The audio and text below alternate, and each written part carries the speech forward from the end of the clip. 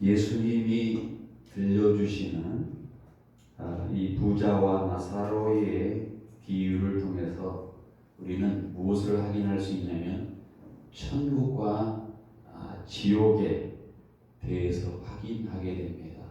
천국과 지옥은 꾸며낸 얘기가 아니고 신화가 아니고 사실, 팩트입니다. 창세기 19장에 보면은 아브라함의 조카 롯에게 이제 소돔 고모라의 성에 큰 재앙이 있고 거기에 심판이 있으니 그 성을 피하라 라고 하는 그러한 메시지를 줍니다.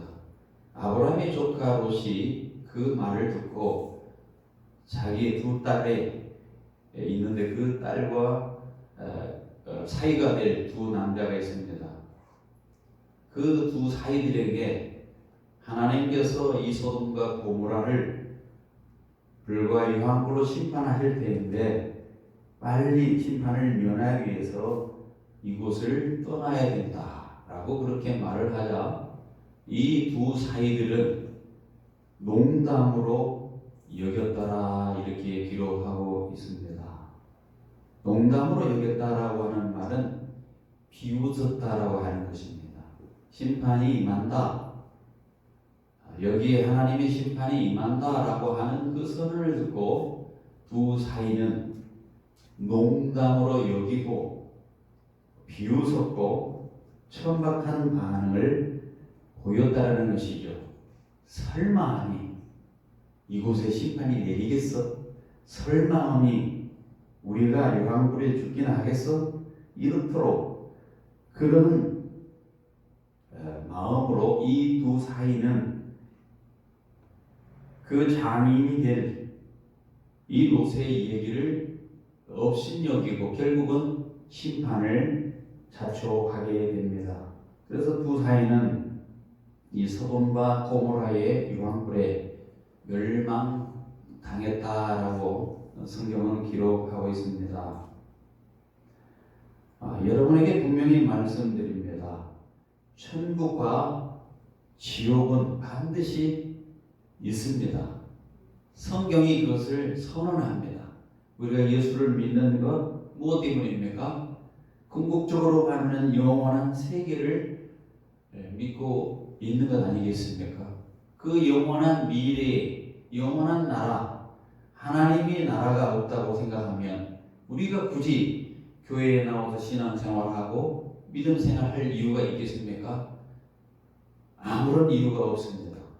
반드시 하나님은 선악간에 심판하시고 영벌과 영생으로 구별할 날이 있다고 하는 사실입니다. 영생을 얻은 사람은 천국으로, 영벌을 당하는 사람은 지옥의 심판에 불로 떨어지게 된다라고 하는 사실입니다. 오늘 누가복음 16장 19절에서 31절 부자와 거지 나사로의 비유가 바로 그것을 잘 설명해 주는 그러한 내용입니다. 어떤 분은 이것이 그냥 만들어내는 이야기가 아닐까 생각하지만 실제 예수님은 여러 가지 비유를 말씀하시는 중에 오늘 누가복음 16장에서는 이 부자와 나사로의 비유를 통해서 실제 천국과 지옥이 있다고 하는 것을 경고하는 메시지를 주고 있는 것입니다. 본문에는 나사로 이름이 나와 있지만 부자의 이름은 나와 있지 않습니다. 부자와 나사로의 이야기를 요약하면 그들의 삶의 결과가 어떻게 구별되어졌느냐라는 것을 분명하게 보여주는 것입니다. 세상에는 언제나 어떤 사회나 부자도 있고 가난한 사람도 있죠. 미국이라고 하는 나라가 잘 사는 나라입니다. 그런데 미국에 가면 실제로 거지도 있습니다. 공원에서 노숙을 하면서 구걸을 하면서 살아가는 사람이 있다고 하는 사실입니다. 일본에도 있습니다. 우리가 보면은 아무리 사회 보장이 잘 되어지는 그런 사회 보장 국가에서도 보면은 그 뒤에 보면은 항상 거지가 존재합니다. 세상에 있는 모든 부자가 다 나쁜 사람은 아닙니다. 우리가 성경에서 부자를 어떻게 보면 나쁜 모양으로 이렇게 비춰지기 때문에 그런 우리가 생각을 할 수 있지만 모든 부자가 다 나쁜 것은 아닙니다. 또 그렇다 해서 세상에 있는 거지가 다 좋은 것은 아닙니다. 오늘 본문에 보니까 거지는 하나님의 나라가고 부자는 지옥에 갔으니까 부자는 나쁘고 거지는 다 좋다, 그런 말을 하려고 오늘 본문은 쓰고 있는 것은 아닙니다. 여러분, 오늘 본문에 쪽에 나오는 부자는요, 유대인이었습니다. 당시 유대 전통, 혈통을 가지고 있던 사람들, 스스로 아브라함의 자손이라고 생각하고 그들은 하나님의 선택된 민족, 선민이라고 생각했던 사람들입니다. 그 사람 중에 한 사람을 이끌어서 부자라고 이렇게 표현을 한 것입니다. 당시의 기득권 세력입니다. 혈통을 받은 사람입니다. 오늘 우리로 말하면 이렇게 표현할 수 있습니다. 나는 예수를 믿는 가정에서 태어났어. 나는 예수 믿는 부모 밑에서 태어났어. 반드시 나는 아브라함의 자손처럼 하나님의 백성이다 라고 생각할 수 있다라고 하는 사실을 보여줍니다. 부자라고 착각했던 사람, 나는 예수를 믿고 있기 때문에, 나는 선민이기 때문에 나는 천국에 간다라고 하는 잘못된 생각에 젖어 있는 그 사람을 지칭해서 성경은 부자라고 이렇게 묘사를 하고 있는 것입니다. 부자는 무엇입니까? 너무 세상이 살기가 좋아서 그 마음속에 하나님을 담아둘 수가 없는 사람, 세상이 너무 좋아서 세상 것에 너무 취해서 하나님이 그 속에 들어갈 수 없는 마음으로 살아가는 사람이 누구냐 하면 오늘 본문에 나오는 부자입니다. 돈이 많은 게 죄가 아닙니다. 부자는 자기가 소유한 그 재산을 인해서 자기가 누리고 있는 그것 때문에 정작 중요한 것에 대해서 관심이 없기 때문에, 정작 영원한 것에 대해서, 영생에 대해서, 영원한 하나님의 나라에 대해서 관심이 없고 살았기 때문에 결국은 하나님께 벌을 받는 결론을 초래하고 있는 것을 보게 됩니다. 오늘 본문에 보면은 부자에 대해서 언급을 하면서 몇 가지 특징을 보여주고 있습니다. 돈을 많이 벌어서 축제하고 그 부를 누리는 사람의 모습이 세 가지로 언급되어 있습니다. 값진 옷을 입는다는 것이죠.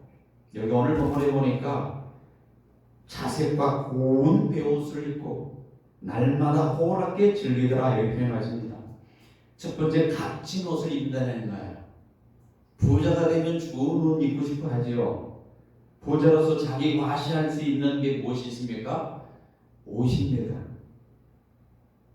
군에 가면은 똑같은 군복을 입기 때문에 어느 누가 부자인지 어느 누가 가난한 집의 자식인지 알 수 없습니다. 그러나 사회에 나오면 옷을 입는 것에 따라 달라서 저 사람이 부자구나 아니구나 라는 것을 구별하게 되죠. 그래서 이 부자로서의 자기 과시를 과거에는 옷으로 나타냈습니다. 자색 옷을 입고 좋은 옷을 입고 하는 것으로 나타냈습니다. 요즘으로 바꿔서 말하면 좋은 차를 타고 좋은 주택에서 좋은 것을 먹으면서 살아가는 모습으로 이렇게 생각해 볼 수도 있죠. 또 오늘 본문에 보니까 부자는 좋은 옷뿐만 아니라 날마다 호화로이 살았다라고 말합니다. 날마다 즐기는 생을 살고 있습니다. 즐기는 것이 나쁜 건 아닙니다. 그러나 여가를 기분 좋게 보낼 정도 이상으로 즐기는 것이 목표로 살아가는 사람도 있습니다. 그 쾌락을 추구해 살아가는 게 있습니다. 아침 침상에 일어나면 내가 오늘 어떻게 하면 즐길까? 어떻게 하면 재미있게 살아갈까? 무엇을 즐길까? 궁리함을 살아간다는 것입니다. 부자의 모습의 전형적인 모습입니다. 셋째 보니까 화로운 생활을 하는 것이죠. 이 화롭게 생활하는 것은 분수에 넘치게 사치스럽게 살아가는 것입니다. 자신의 부를 최대한 활용해서 남은 아랑곳하지 않고 사치하는 것입니다. 이제 우리나라도 점점점 추위로 저어드는 겨울이 다가오고 있죠. 여러분, 돈 많은 사람들이요, 겨울에 어떻게 보내는 줄 아십니까? 물론 우리나라에서 따뜻하게 난방 키우고 좋은 환경에서 그렇게 살아가는 사람도 있습니다만은 겨울철 되면은 따뜻한 나라로 가서 철새처럼 따뜻하게 사는 사람이 있어요. 그리고 그 겨울이 지나면 다시 우리나라로 돌아옵니다. 여러분, 따뜻한 나라 많이 있잖아요. 뭐 동남아도 있겠지만은 미국의 하와이도 그렇고 있죠. 따뜻한 나라에 가서 살고 오는 거예요. 우리는 이해가 안 되죠. 뭐 그렇게 되나? 그런데 그렇게 살아가는 사람들이 있습니다. 우리로서는 감히 상상돼도 안 되는 그런 생활을 합니다. 부자가 많이 가졌다는 것 중요합니다. 많이 가진 것이 문제가 아닙니다. 평생 한 번도 하나님을 생각하지 않고 살아가는 것이 문제입니다. 화로에 누리고 좋은 옷을 입고 좋은 환경에 살지만 그 속에 하나님이 없다라는 것이 문제라고 하는 것입니다. 이에 비해 나사로는 어떻습니까? 나사로는 참 비참한 그런 삶을 살고 있습니다. 가난합니다. 남에게 부담스러운 존재입니다. 또 나사로에게는 부스럼같이 그런 몸에 병이 생겨 있는 것 같아요.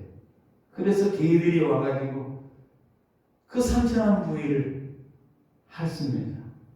못 먹고 병원에 가지 못하니까 병이 떠날 틈이 없는 것입니다. 질고를 달고 삽니다.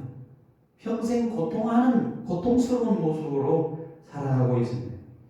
부자가 먹고 남은 그 상에서 떨어지는 부스러기를 먹고 쓰레기통을 뒤지면서 불쌍한 생을 살고 있습니다. 어찌 보면 우리가 부자의 상에서 떨어지는 부스러기를 먹고 사는 존재들이 아닌가 그렇게 생각을 해봅니다. 나사로는요, 세상의 것으로는 그의 빈 마음을 채울 수가 없습니다. 외형적인 것으로는 어떻게 그렇게 할 수가 없는 그런 상황입니다. 그래서 그가 할 일은 무엇이었느냐? 하나님을 믿는 것이었습니다. 이 지긋지긋한 가난의 끝이 올 때, 이 가난이 끝나면 그때는 새로운 세상이 올 것이다. 그 새로운 세상을 가져다 주는 분이 하나님이다. 그 세상이 반드시 있을 것이다. 그 지긋지긋한 가난 때문에 어쩌면 하나님을 모셨다면 부자 이 거지 나사로에게는 그 거지라는 자체가, 가난이라고 하는 자체가 오히려 그에게는 복이 될 수 있었을 것입니다. 물론 가난이 칭찬받을 만한 것은 아닙니다. 그러나 가난 때문에 하나님을 알게 되었다면, 너무너무 힘들기 때문에 다른 것 어떤 것을 찾다가 하나님을 알게 되었다면 그것은 큰 축복이라는 사실입니다. 여러분, 가난은 소유의 재물이 많고 적음에 따라 설명되지 않습니다. 가난은요, 마음에는 부한 자가 있고 가난한 자가 있습니다. 오늘 여기 나사로는 몸과 마음이 함께 가난했던 사람입니다. 그래서 일평생 그 가난을 극복하기 위해서 정말 마음의 부함이 어디 있을까 하고 하나님을 찾았던 사람입니다. 그런데 그도 가난 때문이었는지 빨리 죽었습니다. 몸에 병도 있어서 빨리 죽었습니다. 갑자기 그에게 죽음이 찾아왔습니다. 22절에 보니까 이에 그가 그 거지가 죽어 천사들에게 받들려 아브라함의 품에 들어가고 이렇게 말씀하고 부자도 주고 장사했다 이렇게 기록하고 있습니다. 부자도 보다 사실 어떻게 보면 나사로가 먼저 죽었습니다. 성경에 가난한 나사로가 먼저 죽었습니다. 어떻게 보면 통계적으로 가난한 사람이 더 빨리 죽습니다. 사실. 아무래도 부자는 젊어서 몸을 보호하는 약을 많이 먹었겠죠. 뭐 예를 들어서 녹용을 먹는다든가 몸을 보신하기 위해서 뭐 배임을 먹는다든가 그 혐오스럽다 하지만 뭐 인삼이라든가 산삼을 먹는다든가 어쩌면 많이 몸을 보호하기 위해서 많이 먹었을 거예요. 그리고 몸을 보호하기 위해서 고생도 좀 덜 하고 말이죠. 이렇게 했을 것입니다. 반면에 나사로는 죽었으나 가난했고요. 가난하기 때문에 죽었어도 누가 걸들어 보지도 않았습니다. 뭐 거린이 죽었으니 가만히 막아서 불들들 말아서 뭐 사람이 보지 않은 곳에 그냥 갖다가 이렇게 방치해 버릴 수도 있습니다. 그러나 부자는 어떻습니까? 화려한 장례식을 치르게 되겠죠. 아마 화려한 장례식을 치렀을 것이라고 생각됩니다. 제가 제 친구 우리 목사님 장인이 어제 지난 주간에 소천을 했습니다. 또 어디에 또 장례식장을 갔습니다. 장례식장에 가서 보는 게 제가 이제 입구에 들어가면 거기 보면은 이제 장례 용품을 파는 곳이 쭉 있어요. 그 쭉 있는데 제 눈에 들어오는 것 가장 값싼 기본형이 수위가 20만 원이더라고요. 20만 원.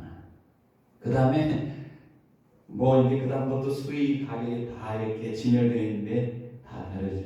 몇백만 원짜리까지 수위가 있습니다. 물론 이제 뭐 매장을 하신 분들 뭐 수위를 잘 입혀서 썩도록 하고 뭐 하는 그런 것도 있겠고요. 근데 요즘 대부분 화장이잖아요. 사람이 참 많이 죽나 봐요.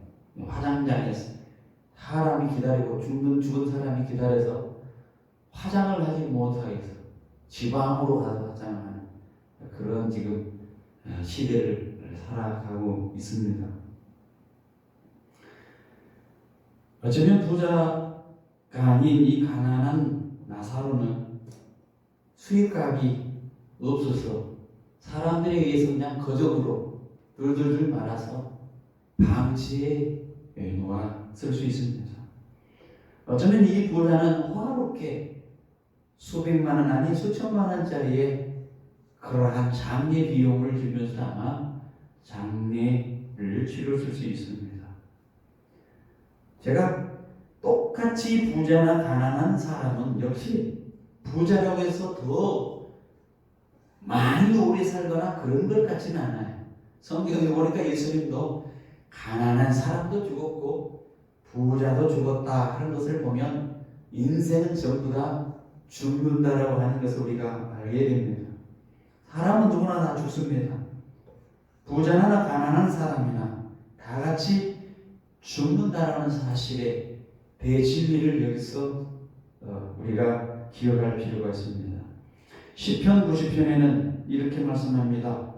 우리의 연수가 70이요 강건하면 80이라도 그 연수에 자라는 수고와 슬픔뿐이요 신속히 가니 우리가 날아가나이다. 70, 80이에요. 제가 어제 진 목사님 장인이 89세, 90세를 향수하고 돌아가셨지요. 돌아가셨습니다. 많이 산 거예요? 적게 산 겁니까? 성경에 보다 많이 사셨죠? 70세, 80세라고 했는데 90세를 사셨어요. 그러면 20년은 더불어 더 사신 거예요. 어떻게 보면. 그러면 70세쯤 되면 우리는 돌아갈 것을 준비해야 된다고 하는 그런 메시지를 받는 것이죠. 과거에 사람이 죽으면 죽는다 이렇게 하지 않냐고 돌아가셨습니다 이렇게 말합니다. 돌아가셨다. 왔던 길로 다시 간다 라고 하는 그러한 의미가 속에 있죠. 분명히 온 곳이 있는데 간다라고 하는 의미 속에서 어른들이 또는 먼저 가신 분들을 가리켜서 돌아가셨다 이렇게 말을 하는 것 아니겠습니까? 이 돌아가는 것은 자연의 법칙이고 운명입니다. 하나님이 정해놓은 법칙입니다. 70, 80 이후에 우리가 그렇게 살려고 애쓸 필요가 없어요. 왜냐? 그건 하나님이 말씀하시는 수명의 한계를 이미 넘어가 살아가고 있는 것이기 때문에 이제 피할 수 없는 죽음이 곧 다가오기 때문에 성실하게 우리는 돌아갈 죽음을 맞이할 준비해야 하는 것이죠. 사람에게는 세 가지 죽음이 있습니다. 그 죽음을 성경은 첫 번째 하나님과 단절되었다라고 해서 죽었다고 합니다. 하나님과 영적으로 교통하고 하나님을 아버지라고 부르고 하나님께서 우리를 아들이라고 자녀라고 부르는 그 관계를 영적인 관계인데 그것이 끊어졌다라고 할 때 죽음이다 이렇게 말을 합니다. 성경에서 죽음을 의미할 때 그런 측면도 있습니다. 영원한 사망에 이른다 할 때 하나님과 단절돼서 형벌을 받는다는 의미가 있습니다. 그 다음에 우리가 소위 말하는 자연적인 죽음, 이 세상에 아이로 태어나서 목숨을 다하고 이 땅의 육신의 생명, 이 육신의 장막이 끝나는 날을 죽는다 해서 육체적인 죽음이 있습니다. 셋째로는요, 앞서 말씀드렸듯이 모든 사람이 죽은 후에 하나님의 심판대 앞에서 영원한 형벌을 받는 것을 가리켜서 죽음, 사망이라고 말을 하게 됩니다. 육신의 죽음은 가르쳐 주지 않아도 보는 사람이 다 합니다. 그러나 자신이 죄와 허물로 죽은 존재고 영원히 지옥에 갈 정도의 그런 운명에 놓여 있다고 하는 사실을 많은 사람들이 알지 못하고 있습니다. 영원한 사망에 이르게 된다. 가만히 있으면 하나님과 단절된 인생은 영원한 사망에 이르게 된다는 사실을 사람들이 잘 알지 못하고 있는 거예요. 그 사람들이 누구냐? 아직도 하나님을, 예수님을 믿지 못하고 있는 많은 지구의 3분의 2의 인구가 그렇습니다. 성경 히브리서 9장 21절에 한번 찾아보십시오. 히브리서 9장 21절. 다 아시는 그런 구절인데 오늘 이상하게 한 번 더 찾아보고 싶다라고 하는 마음이 듭니다. 9장 27절 같이 한번 읽어봅니다. 있습니다.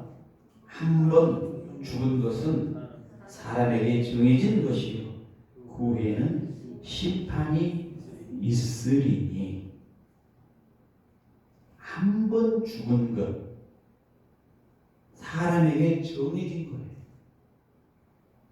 그 다음에는 심판이 있습니다. 육신이 죽으면 반드시 심판이 따라오게 됩니다. 악인들은 하나님을 무시한 사람들입니다. 하나님의 경고를 무시하고 업신여기고 그냥 지나쳐버린 사람.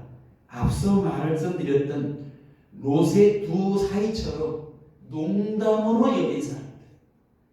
그 농담으로 여겼던 그 두 사이는 소돔과 고모라가 불로 유황불로 멸망받을 때 그들은 함께 심판을 받게 되었습니다. 오늘 하나님은 똑같이 우리에게 경고의 메시지를 줍니다. 한 번 죽은 것은 사람에게 정해진 것이고 그 후에는 심판이 있다. 영원한 형벌을 받게 받게 된다라고 하는 사실을 말씀하고 있는 것입니다. 세상 사람들은 이 죽음 이후의 미래에 대해서 관심이 없습니다. 사람이 죽은 뒤에 운명을 가장 잘 아는 분이 누구일까? 오늘 본문의 예수님.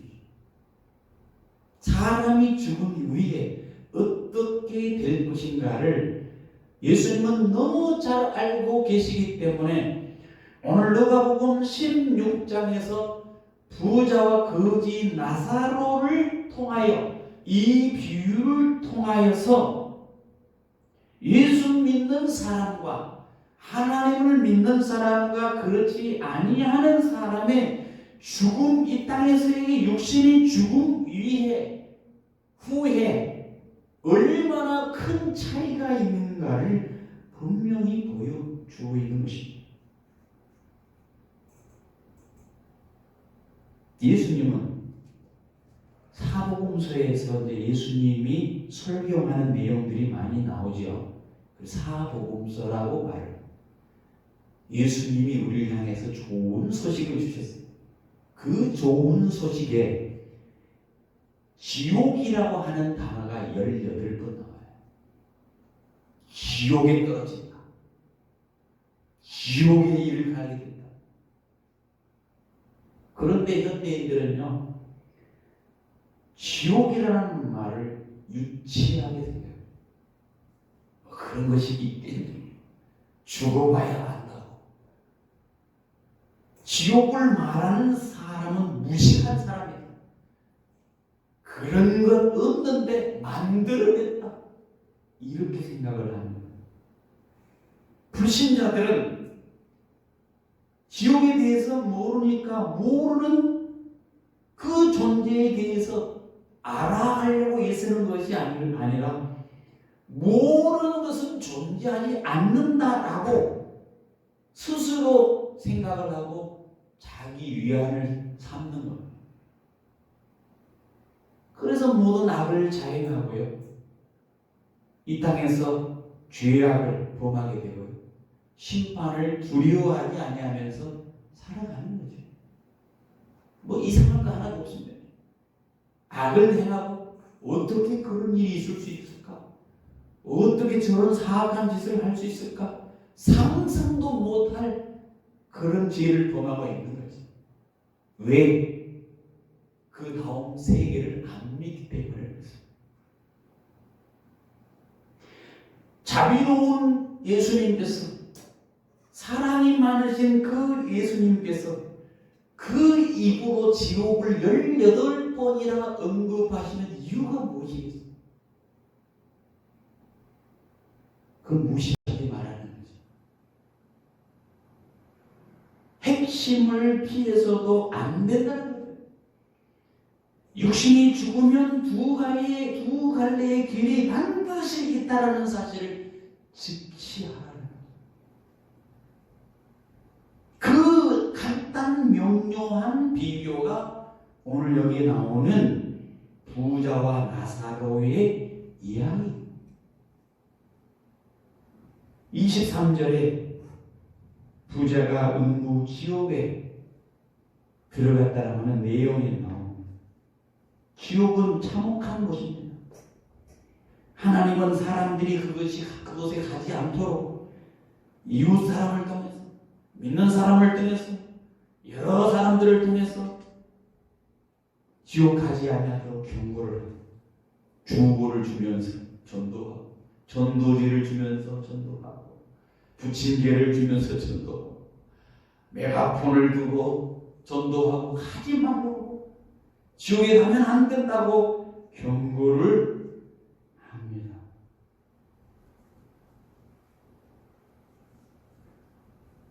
그곳에 가면 너무 참혹한 곳이기 때문에 많은 사람들을 통해서 경고를 하지.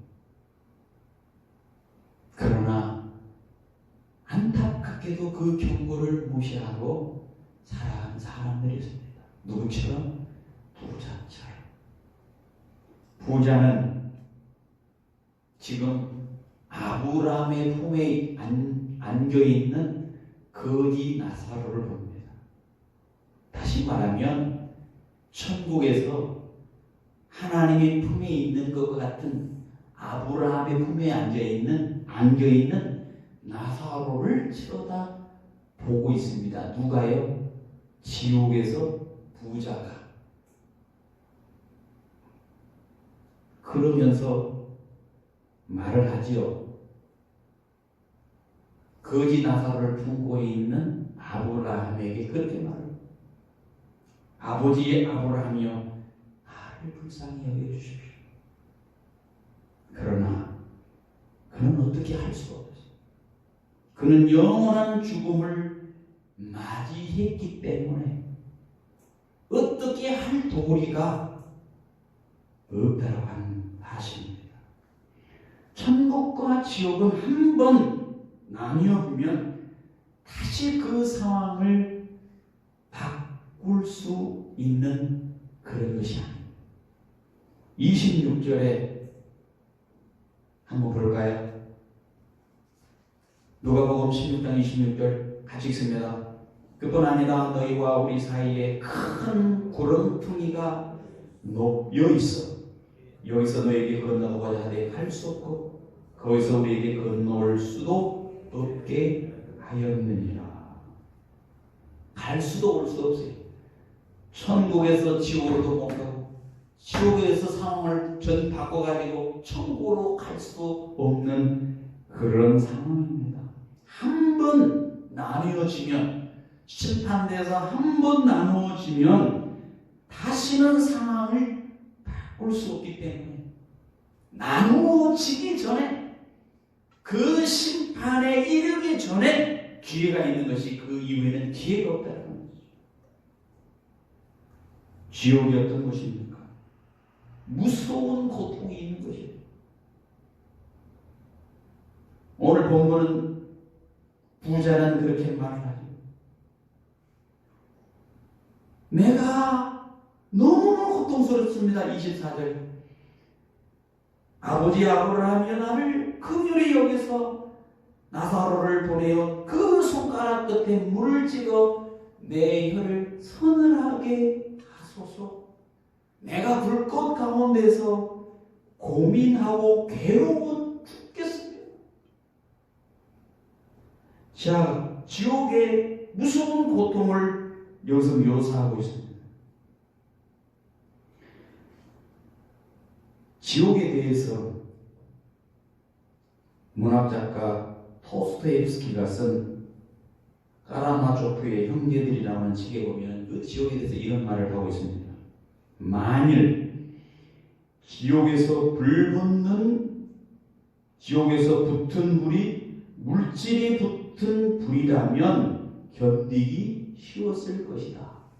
자, 지옥에 불이 있는데 이 물질에 붙어있는 그 불이라면 견디기 쉬웠을 거라는 거예요. 왜? 물질에 붙으면 어떻게 됩니까? 금방 타버리잖아요. 끝나. 그런데 물질에 붙는 불이 아니라는 거예요.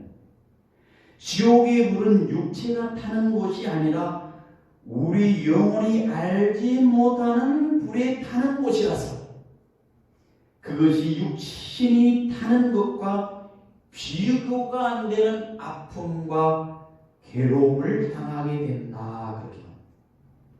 그냥 육신의 불은 그냥 붙어서 홀불 타고 다 숯덩어리가 되면 끝나는데 지옥의 불은 영원한 형벌의 불이기 때문에 고통만 가해지면서도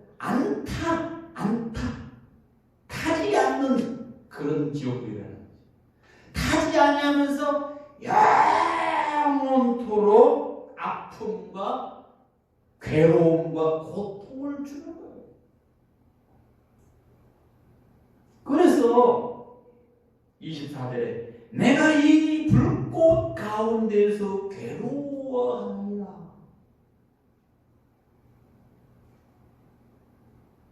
그러면서 뭐라고 합니까?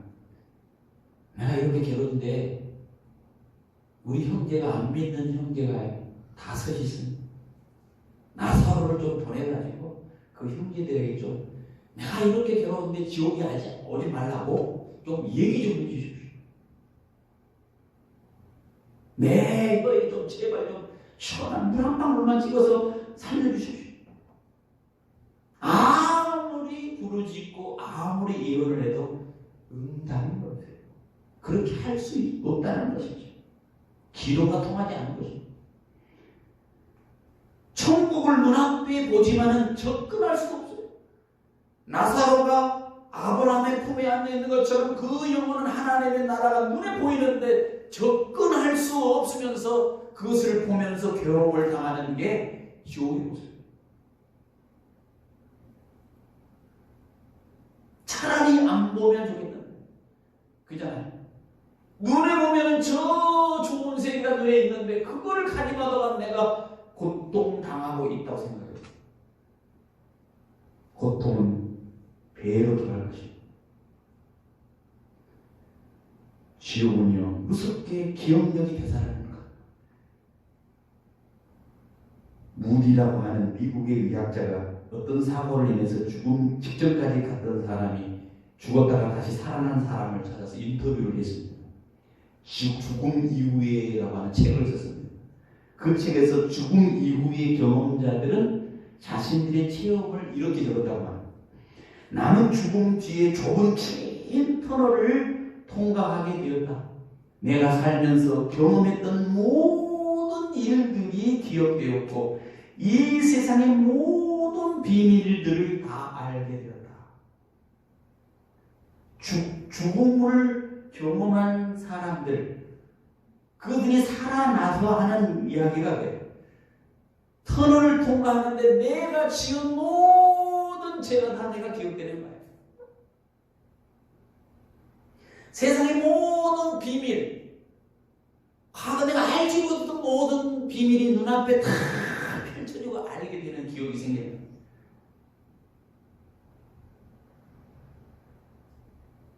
그래서 부자는 오늘 보면은 이 땅에 살고 있는 5 형제가 분명히 기억난 거예요. 그래서 할 수 있으면 나사로를 보내서 이곳에 오지 말라고 좀 얘기를 해달라는 거예요. 그런데 그게 소용이 없다는 거예요. 그렇게 해도 소용이 없다는 거예요.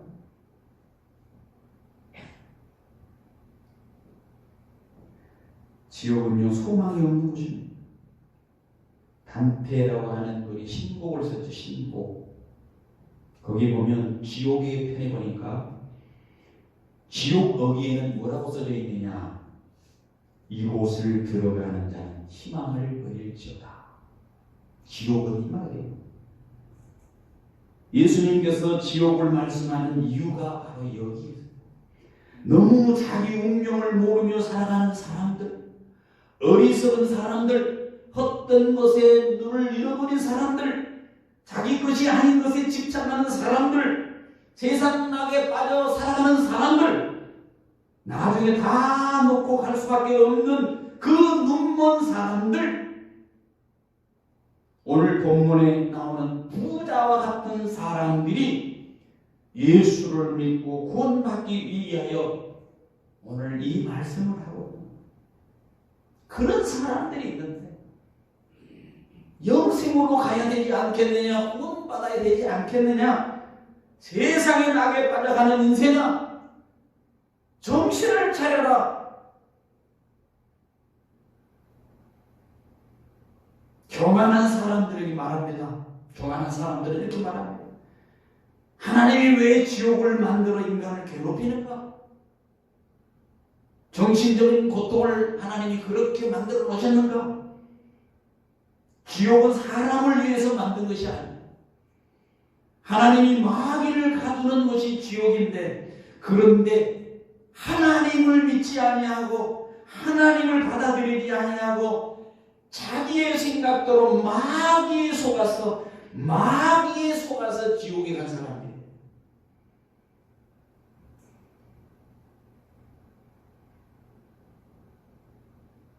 하나님을 저버리고 죄를 범한 인생에게 하나님은 용서하셨어요. 십자가를 내어주기까지 당신의 아들을 독생자를 내어주기까지 하여서 우리 죄를 사하여 주셨다. 그리고 그 사실만 받아들이라고, 내가 너희를 이렇게 사랑한다라고 했음에도 불구하고 끝까지 나는 그것을 믿을 수 없다고 거부하는 사람들, 하나님의 공의를 거역하고 하나님의 선물을 거역하는 그 사람들을 어떻게 처리할 수 있겠어요? 하나님은 의로우신 분인데 죄를 가진 그 죄인을 향해서 어떻게 심판 날에 그들을 처리하겠어요? 공의 앞에 적대적인 그 죄는 당연히 지옥에 갈 수밖에 없는 건 아니겠습니까? 하나님의 거저주시는 은혜를 받아들여서 의를 입은 사람은 하나님이 의로 여겨주시지만은 그렇지 아니하고 그것을 거부하고 죄를 가지고 있는 그 사람, 영원한 형벌을 이룰 수 있는 영원한 지옥에 떨어지는 그 죄를 그대로 품고 있는 사람에 대해서 어떻게 하나님이 하실 수 있겠어요? 방법을 줬는데 그것에 대해서 받아들이지 않으려고 거부하는 인생들을 결과를 초래하게 되죠. 누구처럼? 부자처럼. 하나님은 지옥을 마련하고 계획하셨지만 한 가지 기억해야 할 것이 있습니다. 하나님만큼 사람들을 지옥에 가지 못하도록 막는 분이 없다는 겁니다. 하나님은 얼마나 수천 년 동안 그런 노력을 해왔습니까? 구약의 성경을 보면 수많은 선지자들을 보냈습니다. 회개하고 돌이고 수많은 예언자들을 보냈습니다. 수많은 믿음의 선지자들을 보냈습니다.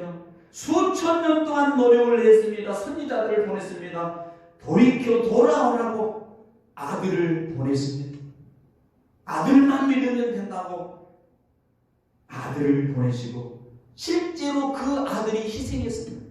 아들이 희생했다는 것은 하나님 스스로가 십자가에 죽어서 못 박히는 희생을 치렀다는 것입니다. 십자가에 못 박혀 죽게 하셨습니다. 십자가의 고통은 지옥의 고통입니다. 예수님이 십자가의 죽음은 내가 당할 그 고통을 담당하시는 죽음이었습니다. 친히 담당하시는 그 죽음이었습니다. 그 정도로 주님은 사람들이 지옥에 가지 아니하기를 바라는 마음이었습니다. 이곳으로 가면 영원히 희망이 없다, 영원한 사망에 이른다, 얼마나 힘을 다해 막으셨는지 모릅니다.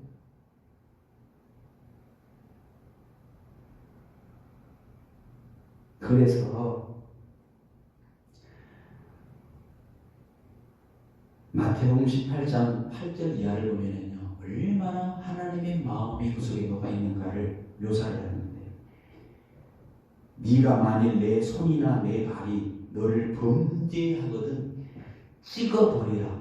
불구자나 절뚝발이로 영생에 들어가는 것이 두 발 멀쩡하고 두 손 멀쩡하게 가지고 영원한 지옥에 던지는 것보다 나으니라. 네 눈이 너를 범죄하거든 눈을 빼버려라. 한 눈으로 영생에 들어가는 것이 두 눈 다 썩여가지고 지옥으로 들어가는 것보다 낫다. 주님의 마음이 그만해요. 그토록 주님은 영생으로 천국으로 들어가기를 원하시는 마음이다.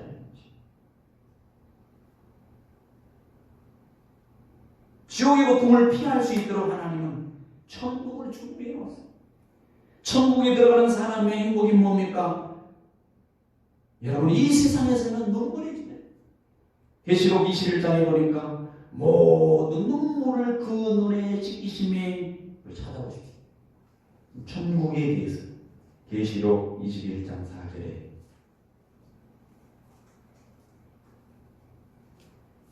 요한계시록입니다. 계시록 21장 끝에 보면은 성경을 한번 꼭 찾아보세요. 21장 420쪽 있습니다. 신약성경 420쪽.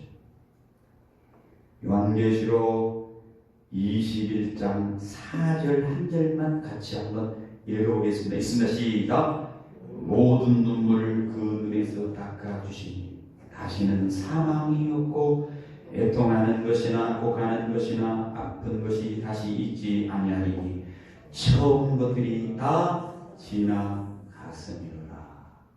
여러분 많이 눈물을 흘리죠. 살아가는 건 눈물 아닙니까? 애통스러운 건 아닙니까? 곡하는 건 아닙니까? 아픈 것 아닙니까? 나이 들면 근육이 쑤시고 허리도 아프고 관절이 안 좋고 그거 오늘 TV 잠깐 보니까 관절 그 액도 있잖아요. 많이 쓰면 없어진대. 몸으로 자연적으로 재생은 안 돼. 관절로 고통 당하시는 분들 많잖아요. 허리 아파가지고 얼마나 많이 고통스럽습니까? 오늘 장례식장도 제가 오늘 새벽에 잠깐 갔다 왔습니다만 또 얼마나 사람들이 웁니까? 헤어짐이 있고요. 아픔 때문에 울지만 또 그런 인간 관계 때문에 울고 사업에 관련된 너무 슬프게 너무 고통스러워서 힘겨워서 하는 사람들이 있지 않겠습니까? 천국은 어떤 것입니까? 눈에서 닦아주 눈물을 눈에서 닦아주시고 울음이 없는 사망이 없는 영원한 부자가 갔던 그 영원한 고통의 그 사망 애통하는 것이나 곡하는 것이나 아픈 것이 다시 있지 아니하나 다 지나갔다. 처음 것이 다 지나갔습니다. 새로운 인생 신령한 몸으로 우리는 부활합니다. 천국을 그렇게 준비해 놓고 주님이 기다리십니다. 우리가 하나님이 준비한 그 나라의 행복과 그 나라의 기쁨을 우리가 알아야 해요. 그것이 있다. 준비되어 있다. 그 자리로 우리를 인도하시기 위하여 하나님 우리를 불렀어요. 예수 안에 불렀고 믿음 안에 불렀고 불신자 가운데서 우리를 부르시고 그렇게 부르셨어요. 하나님이 우리를 부를 때 까다로운 조건을 내걸어서 부른 건 아니에요. 돈을 많이 바쳐라. 네 생명을 나한테 바쳐. 네가 가장 아끼고 있는 그 보석을 나한테 바쳐. 네 자식을 나한테 바쳐. 아마 그런 요구를 했다면 여기 계신 분 한 분도 안 계실 거예요. 그런 요구에 응하는 사람은 신천지에 가면 많이 있어요. 신천지. 신천지가 얼마나 좋은 이름이에요. 새하늘과 새 땅이거든. 신천지 그대로. 새하늘과 새 땅이 약간 눈물이 없고 곡하는 것이 없고 아픔이나 그런 것이 없는 데거든요. 좋은 단어를 다 써버렸어. 그래서 그 신천지 잘못된 신천지 말고 주님이 말씀하신 그 새하늘과 새 땅을 예비해 놓고 그 안내의 역할을 하시는 분이 뭐냐? 예수를 믿으라는 거예요. 예수를. 우리가 지옥에 갈 수밖에 없었는데 그 운명을 예수님께서 대신해 주신다는 거예요. 천국으로 인도할 권세를 가지셨다는 거예요. 그래서 부자야, 가난한 자야, 왜 계속 그리만 그렇고 가는 길로만 가고 있느냐? 나 예수를 믿어라. 나 예수를 믿어라. 그래서 성경에 엄청나게 그런 말씀이 많이 나와요. 요한복음에 하나님이 세상을 이처럼 사랑하사 독생자를 주셨으니 이는 저를 믿는 자마다 멸망치 않고 영생을 얻게 하시니 또 로마서 10장에 보면 네가 만일 내 입으로 예수를 주라 시인하며 하나님께서 그 죽은 자를 살리신 것을 내 마음에 믿으면 구원을 얻으리니 사람이 마음으로 믿어 의인이고 입으로 시인하여 구원에 이르느니라. 얼마나 많은 말씀을 주면서 우리 믿으라고 권유합니까?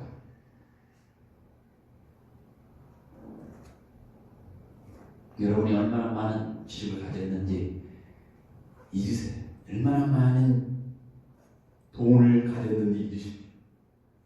내가 얼마나 건강한 사람인가를 잊으시기 바랍니다.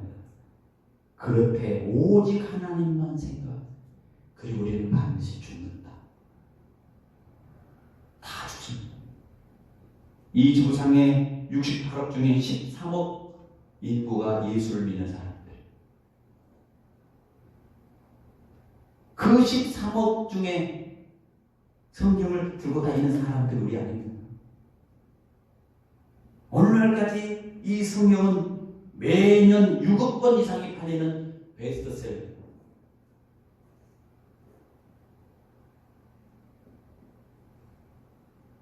죽은 것은 어길 수 없는 분명한 사실입니다. 두 길 중에 한 길은 분명히 가서는 안 될 길이고 피해야 될 길인데 바로 지옥의 길입니다. 세계 인구 3분의 2 있는 2 이상이 예수를 안 믿어 지금 기록으로 막 하고 있어요. 넓은 길이야, 넓은 길.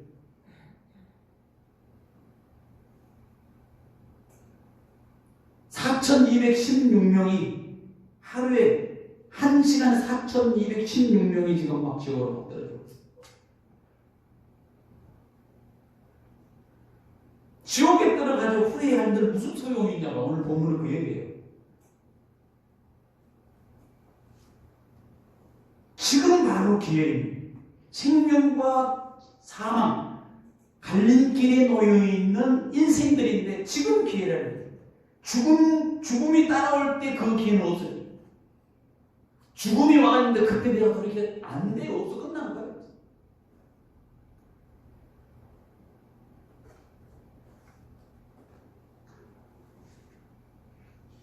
천국과 지옥은 상징적인 장소가 여러분 기억하십시오.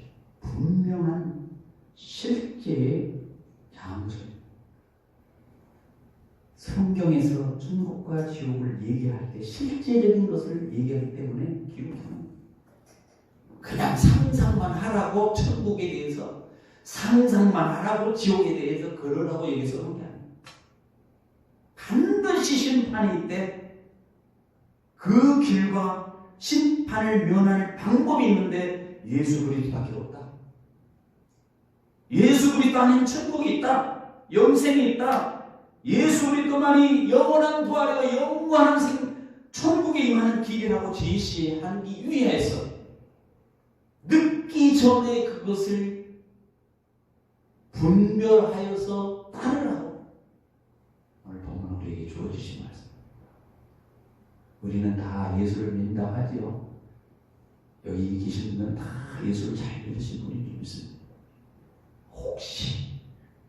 혹시 내가 종교인으로만 살아간다면 오늘 계기로 해서 다시 한번 살아계신 하나님, 영생을 주시는 하나님, 예수 믿기를 원하시는 하나님, 그 예수님으로 받아들여서 여러분의 생일, 축복된 생이 될 수 있도록 그렇게 하시길 바랍니다.